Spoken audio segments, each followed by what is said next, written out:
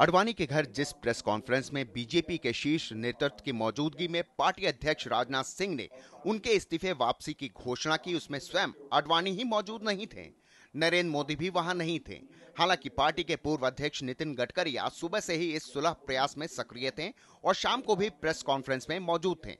पर मोदी और खासकर स्वयं आडवाणी की गैर मौजूदगी इस सुलह और पार्टी में सब ठीक है के माहौल का खोखलापन दर्शाता है। आडवाणी की अनुपस्थिति पर राजनाथ सिंह की सफाई भी कुछ उसी तर्ज पर थी।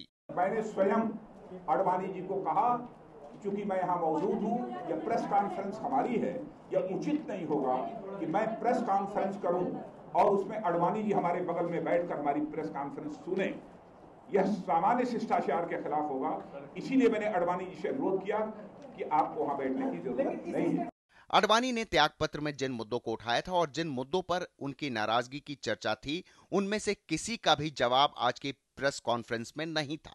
राजनाथ सिंह भी इस विषय पर केवल कुछ वाक्य ही बोले और प्रेस कॉन्फ्रेंस में कोई सवाल पूछने की छूट भी नहीं दी गई। Myself assured Sri Advani ji that his concerns about the functioning of the party would be properly addressed, and I will discuss the modalities of addressing these concerns with Advani ji.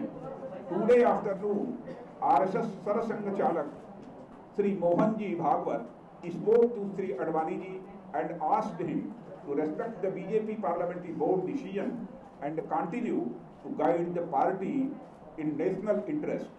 Sri Advani ji has decided to accept Sri Bhagwat ji advice. इससे पहले दिन में party के कई वरिष्ठ नेता आडवाणी को मनाने में लगे रहे। सुषमा स्वराज, उमा भारती, बलवीर पुंज, नितिन गडकरी और एस गुरुमूर्ति समेत कई नेता राजनाथ सिंह और लाल कृष्ण आडवाणी के संपर्क में रहे और कल आरएसएस नेता भैया जी जोशी के बाद आज आरएसएस प्रमुख मोहन भागवत ने भी आडवाणी से टेलीफोन पर बात की।